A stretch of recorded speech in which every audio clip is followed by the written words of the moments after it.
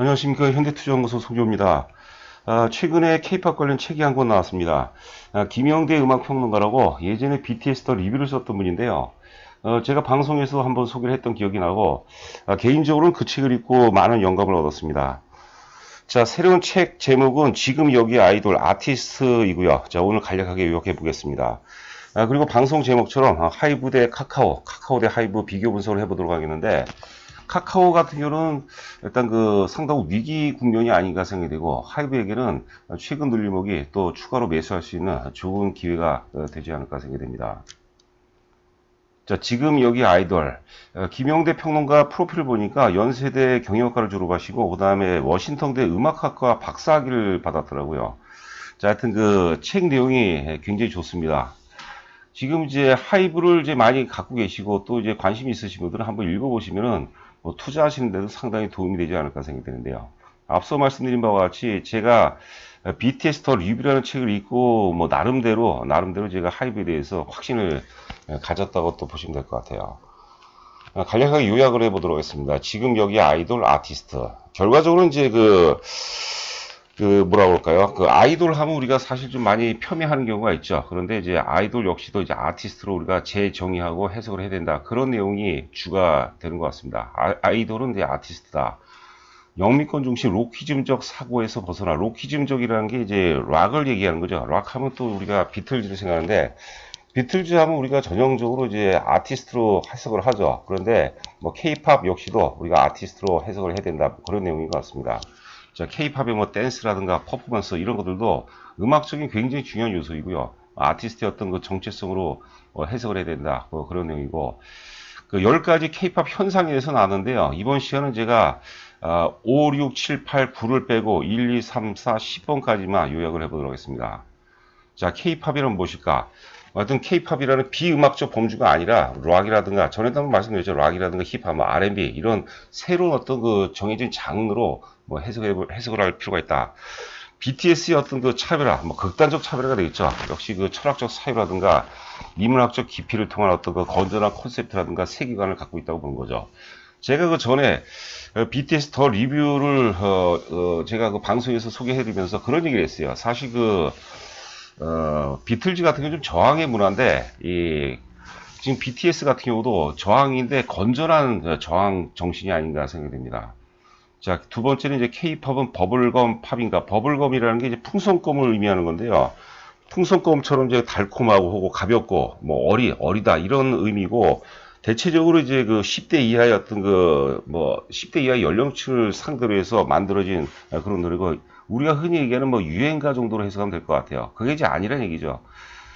일본 아이돌, 일본 J-팝 같은 경우도 보면은 이제 뭐 섹시하고 귀엽고 뭐 경쾌한 어떤 안무, 음악 뭐 이런 것들이 있는데, 사실 그 한계가 있죠. 일단 어떤 그 큰 장르라든가 트렌드라기보다는 일시적인 유행이 아닌가 생각됩니다. 그렇기 때문에 사실 뭐 소멸이 했다고 봐야 되겠고, 우리 이제 K-팝 같은 경우는 음악적 유전자가 이제 다르다는 거죠. 다른 어떤 그 음악적 유전자의 기반에서 탄생했고, 가장 큰 영향은 힙합이라고 그러는데, 우리가 소방차라는 그룹 아실 거예요. 거기가 이제 원조가 아닌가 생각돼요. 그리고 이제 뭐 여러분들 다 아시다시피 서태지와 아이들, 뭐 H.O.T라든가 동방신기, 빅뱅, 이것으로 이어지는 그런 라인이고, 제가 보기에도 이제 아티스트적인 요소가 굉장히 많은 것 같아요. 자, 네 번째가 또 중요합니다. 지금 이제 K-팝, 한미 합작 벤처가 말해준 K-팝의 미래가 이제 네 번째 K-팝 현상인데, 하이브 같은 경우는 이제 그 유니버설 뮤직 그룹하고 이제 론칭을 했죠. 그리고 CJ ENM 같은 경우는 이제 HBO라든가, 그 다음에 세계적인 제작사로 오죠. 붐도그하고 이제 오디션 프로그램 제작하고, SM 엔터테인먼트 같은 경우도 이제 할리우드의 그 MGM 월드하고 또 오디션 프로그램을 기획하고 지금 준비 중으로 이제 알려지고 있습니다. 그러니까 그 과거 영미권에서 바라보는 아시아는 사실 굉장히 상당 많이 폄훼가 됐죠. 그런데 그들이 이제 적극적으로 K-팝을 이제 받아들이고 있다 그런 거죠. 이게 뭐 우리가 또 시쳇말로 돈이 되니까, 그리고 이미 그 K-팝이라는 게 커다란 장르다, 이렇게 뭐 해석을 하는 것이 아닌가 생각됩니다. 자, 마지막으로 열 번째 이제 K-팝 현상, BTS, K-팝 그리고 포스트 BTS.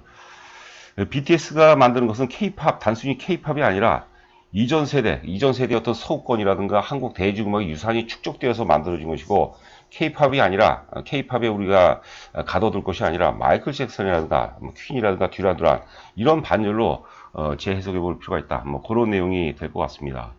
저도 사실 책을 적극적으로 좀 권해드리고 싶거든요. 그 지금 하이브 비중이 높으신 분이라면 한번 사보세요. 우리가 이런 정보들, 이걸 일종의 정보죠. 정보하고 정보가 계속해서 결합하면 메타 정보가 탄생되는 거거든요. 그게 또 독서의 매력이기도 하죠. 자, 왼쪽이 이제 예전에 한번 소개해드렸던 그때 당시가 이제 아마 하이브 주가가 20만 원이 안 됐을 때로 이제 기억하고 있는데요. BTS 더 리뷰 역시 그 김용대 음악 평론가가 만든 책입니다. 제가 좀 아쉬운 게 뭐냐면 우리 우리 뭡니까 그 기자들 있지 않습니까? 연예부 기자라고 해야 될까요? 그런 기사 내용이 거의 없는 것 같아요. 그냥 외국 그 외신들을 따다가 올리는 뭐 그 정도에 국한한 것 같은데. 내용이 굉장히 다양하게 많이 있습니다. 오른쪽은 이왕이면 저도 먹어봤거든요. 우리가 맥도날드 햄버거에 보면 BTS 세트가 되겠습니다. 뭐 맛은 뭐 개인적인 취향에 따라 저는 뭐 그냥 먹을만 한 것 같았어요. 자, 이제 본격적으로 이제 그 카카오 대 하이브 대 카카오 비교 분석을 해보도록 하겠습니다. 지금 카카오가 10시 8분 현재 제가 캡처를 잡았는데 거래량이 209만 주였어요. 209만 주. 보통 최근의 거래량 보면 이제 한 300만 주 후반 정도 되는데 지금 어떤 추이를 봐서 대략 한 400만 주가 됐는데 만약에 음봉이 나온다라면은 상당히 좀 위기가 올 수도 있지 않을까 생각이 됩니다. 자, 하여튼 여러분들 기억나시죠? 6월 24일 날 장중 최고점이 17만 3천 원까지 하는데 저희가 17만 원 정도에서 저희는 전량 매도를 했어요. 그리고 대략적으로 14만 원 정도가 살짝 깨질 수도 있다. 저는 그렇게 보거든요. 그날 이제 거래량이 1840만 주가 나왔어요. 우리가 뭐 회원분들 잘 아시겠지만 1500만 주가 넘어가면 이제 매도한다고 이제 사전에 계속해서 공지를 해드렸거든요. 그런데 만약에 1500만 주 정도 수준이라면 조금 남길 수도 있을 텐데 사실 그 1800만 주면 좀 과도한 거래가 아닌가 생각이 되면서 전량 매도를 했고 뭐 계속해서 우리가 하이브 비중을 뭐 회원님들 아시죠? 하이브 비중이 뭐 절대적으로 지금 높습니다. 지금 이제 카카오가 오늘 그 장중에 21선이 살짝 깨졌다 말았다 막 하고 있는데 21선 지지 여부는 20MA라고 썼죠. MA는 무빙 에버리지를 의미하는 겁니다. 이동 평균선을 얘기하는 거죠. 21이동 평균선의 지지 여부는 대단히 중요하죠. 21선이라는 것은 한 달간이죠. 토일이 빠지니까 한 달 동안에 평균 매수 단가가 될 수도 있겠고 또 21선이라는 21선 가격이라는 것은 한 달 동안에 평균 매도 단가가 될 수 있는 거죠. 매수 단가가 될 수 있고 매도 단가가 될 수 있고 최근 한 달이 왜 중요하냐면 6월 24일 날 이제 거래 상태가 떨어졌어요. 변곡점이 나왔는데 그 이후서부터 대략적 한 달이 조금 안 되지만은 그 이후서부터 의미가 있는 거죠. 그래서 만약에 21선이 깨졌다는 것은 최근 한 달 동안의 산선의 평균은 손해봤다는 것을 의미해요. 그러면서 21선은 우리가 흔히 이제 재료선이라고 하는데 재료선이 무너지게 되면 다시 회복시키기가 만만치 않은 그런 상황이거든요. 그러니까 21선 지지 여부를 우리가 잘 관찰해야 되지 않을까 생각이 되고 저는 이제 지금도 마찬가지죠. 카카오를 많이 갖고 계시다면 그게 전량을 매도할지 반을 매도할지 뭐 30% 매도할지는 이제 여러분 스스로가 결정할 문제가 되겠는데 저는 카카오를 매도해서 저는 하이브를 사야 된다고 봐야 되겠고 카카오 같은 경우 이제 14만 원 초반 정도서부터 저는 뭐 개인적으로 14만 원이 살짝 깨질 수 있다고 보는데 하여튼 14만 원 전후로 해서 이제 재매수하는 것도 좋은 방법이 아닐까 생각이 됩니다. 자, 아래 하이브를 보시면 거래량을 보세요, 여러분들. 주가는 계속해서 우상향 전개가 되고 있는데 거래가 안 나오고 있어요.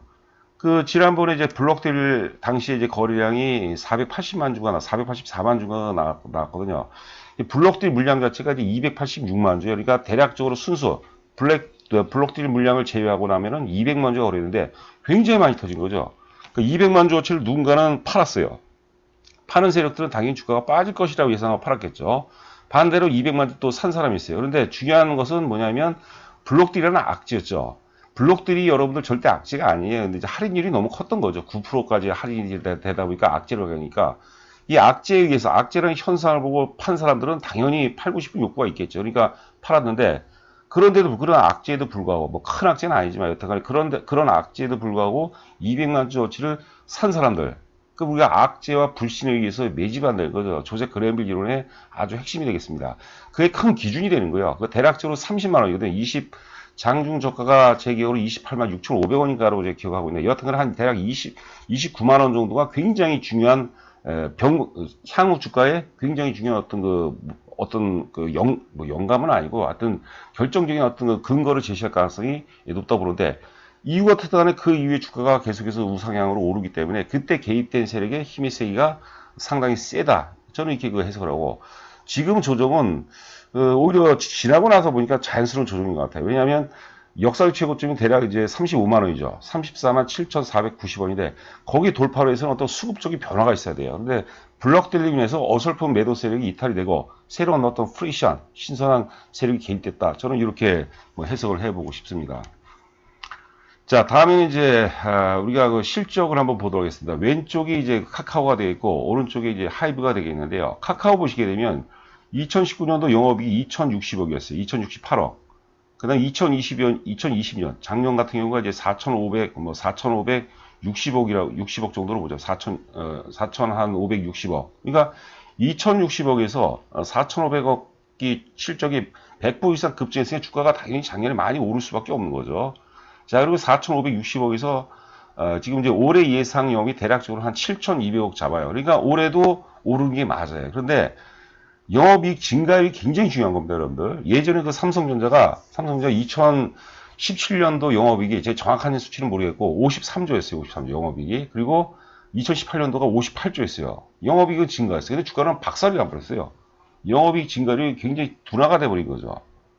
자, 그런데 이제 2022년이 굉장히 중요해요. 내년이 굉장히 중요해요. 내년이. 지금 보시는 거는 메리츠 증권의 7월 15일자 최근 이제 보고서입니다. 2022년 영업이익이 1조는 돌파하는데 상식성이 있어요. 1조는 돌파하지만 1조 260억 정도, 그 정도거든요. 영업이익 증가율이 급격하게 둔화되죠. 이게 무서운 거죠, 이게. 물론 이제 뚜껑을 열어봐야 되겠죠. 자, 그 다음에 이제 오른쪽에 하이브를 보도록 하겠습니다. 2019년도에 990억에서 2020년도 1460원, 뭐, 주가가 상승하는 게 이제 작년 10월 15일이니까, 이런 것들은 이제 의미가 없겠고, 자, 작년서부터 올해까지 1460억에서 2280억 정도, 대략적으로 한 2200억 정도 전후하거든요. 그러니까 주가가 오를 수밖에 없죠. 자, 내년이 중요합니다. 최근에 하이브 보고서를 보면 대체적으로 다 4천억 이상이에요. 다 4천억 이상. 저 역시도 4천억이 반드시 넘는다고 보거든요. 만약에 이제 그 올해 예상 영업이 대략적으로 2,200억에다가 내년도 4천억이 되면 주가가 제일 많이 오르는 파동이에요. 여태까지 올랐던 것보다 더 많이 오를 파동이 될 가능성이 높겠고, 그 다음에 2023년은 5천억을 지시하는데 그때는 또 가봐야겠죠. 2023년 제 개인적으로는 한 1조 원 가까이 나올 가능성이 있다고 보는 거죠. 가장 2023년이 어찌 보면 가장 화려하다고 보죠. 고성장 사이클은 이제 그 내년이고 2023년이 완전히 특히 위버스라는 플랫폼이 자리를 강력하게 이제 잡을 가능성이 높다. 이렇게 보시면 될 것 같아요. 그래서 카카오는 나중에 더 간다고 봐요. 다 더 가는데 지난번에 거래 상투 이후에 더 가기 위해서 10보 전지를 위해서 한 1, 2보쯤에 뭐 당연히 후퇴가 뭐 중요한 그런 시점이 아닌가 생각되고, 대략 제가 보기에는 뭐 14만 원 정도 때까지는 뭐 하락 가능성이 높지 않을까 생각합니다. 자, 하이브 한번 보도록 하죠. 1월 초서부터 보시면 저희가 정확히 17만 원, 18만 원대에서 주력주에 편입한 거죠. 뭐 회원분들 계시니까 잘 아실 겁니다. 뭐 계속해서 이제 매수를 외치고 그러는데 하여튼 중간중간에 이렇게 조정이 와는데 이런 건 어쩔 수가 없는 거예요. 저희가 알 수가 없어요. 이런 걸 맞출 수가 없는 거고 맞추려고 노력해도 안 되는 거예요. 그러면 자꾸 잔수라든가 묘수를 쓰게 돼요. 그렇죠? 여하튼 간에 저점과 저점 연결하는데 저점이 계속 일치가 되죠. 그런데 드디어 6월 이후부터 이번에 그 블락딜 이후부터 보니까 저점이 안 닿아요. 이게 뭐냐면 저점의 기울기가 체증하기 시작했다고 그런 거죠. 이 주식이라는 것은 매도세와 매수에 관한 끊임없는 싸움이요. 그 매수 우위 올라가다가 저점의 기울기가 체증했다는 것은 뭐냐면 매수 우위가 본격적으로 시작이 됐다고 보는 거죠. 그러면서 관성의 법칙. 자, 시세에도 관성의 법칙이 있다. 누구라고 그랬죠? 제시 리버모어입니다. 대단하죠. 시세에도 관성의 법칙. 관성의 법칙은 게 뭡니까? 움직이는 물체는 계속해서 동일한 방향으로 움직이려는 그런 속성을 얘기하는 거죠. 가속도의 법칙. 주식으로 따지면 이제 가수요가 되겠죠. 가수요. 오를 때는 가수요. 반대로 빠질 때는 이제 가공급이 되겠죠. 그 관성의 법칙이 지배하는 가운데 가속도의 법칙. 이게 버블입니다. 주가는 80%가 버블이 여기서 올라간다고 보시면 돼요. 펀더멘탈. 우리 지금 최근에 아파트 값이 이제 급등했는데 아파트가 우리가 펀더멘탈로 따지면 무슨 의미가 있겠어요? 예? 강남의 뭐 아파트들 보면 사실 아파트가 다 쓰러져 가죠. 그런데 가격은 뭐 20억, 30억 이상 다 넘어가죠. 그 뭐냐면 이 버블로 가는 게 버블로. 예? 버블로. 주식도 마찬가지죠. 주식도. 자, 그래서 하이브가 일단은 그 지난번에는 우리가 30만 원이 강한 지지선 역할을 할 것이다라고 얘기했는데, 이제는 31만 원이라고 봐요. 31만 원을 깰 가능성은 제가 보기에는 상당히 희박하지 않나 싶어요. 그리고 그제하고 어제의 강세를 보여 이틀 오르면 사실 보통 이틀째 사는 게 맞아요. 그런데 제가 누차 말씀드리지만 다소 좀 물린다. 다소 좀 물린다. 그런 시각으로 접근하는 것이 좋지 않을까 생각돼요. 우리가 시간을 거꾸로 돌려서 작년 이맘때 카카오를 생각해 보세요. 내가 1,000원, 2,000원, 3,000원 좀 비싸게 사고 좀 싸게 그게 무슨 의미가 있겠습니까, 여러분들? 그렇죠. 그러니까 제가 이제 늘상 강조를 하지만 꽁이라든가 토끼를 사냥한다는 게 아니라 우리가 범 사냥한다는 그런 어떤 그 자세, 태도, 애티튜드 이런 것들이 절실한 시점이 아닌가 생각해요. 그래서 아까도 제가 이제 오늘 책에 대해서 소개해 드렸는데 책을 한번 읽어보세요, 여러분들. 그 책을 읽어보시면은 강화가 되는 거죠. 그러니까 우리가 똑같은 어떤 카카오, 똑같은 하이브 갖고 어떤 분은 뭐 손해보고 파는 분들도 있고요. 별로 재미를 못 본 분들도 있고, 어떤 분은 그거를 통해서 어마어마하게 수익이 많이 난 분이 있어요. 저희 그 회원분 중에서 카카오가 수익률이 뭐 500% 정도 났습니다. 저한테 그런 문자를 보내셨던 그 분이 계시더라고요. 끌고 간 거죠. 그 얼마나 많은 그 매도의 유혹을 많이 받았겠습니까? 근데 참아낸 거죠. 그래서 하이브 역시도 마찬가지죠. 작년에서 이제 지난번에 그 17만 원대까지 카카오가 사실 그 대장주 중에 대장주였다면 올해서부터 내년까지는 하이브가 주도주 중에 주도주다. 이게 강조해드리면서 오늘 방송을 마치도록 하겠고, 뭐 많이 그 관심 있으시고 갖고 계신 분이라면 혼자 하는 것보다는 함께 하는 게 낫습니다. 우리가 매도할 때 보면은 여러분들 어때요? 뭐 잔인할 정도로 우리가 또 이렇게 나가죠. 냉정하게. 근데 그런 타이밍 한번 놓치게 되면 팔기가 만만치가 않은 거죠. 지금은 이제 매도가 매수는 뭐 우리가 계속해서 강조됐으니까 지금은 이제 매도가 중요한 시점이고, 함께 한다면은 그 혼자 하신 것보다는 저희 회원 가입하셔서 함께 하는 것도 좋은 방법이 되지 않을까 생각됩니다. 자, 자세히 한번 읽어보시고요. 여튼 그 입금하시고 저한테 휴대폰으로 조남을 문자로 보내주시면 제가 상세하게 성공 투자로 뭐 나름대로 이끌어 드릴 것을 약속드립니다. 감사합니다.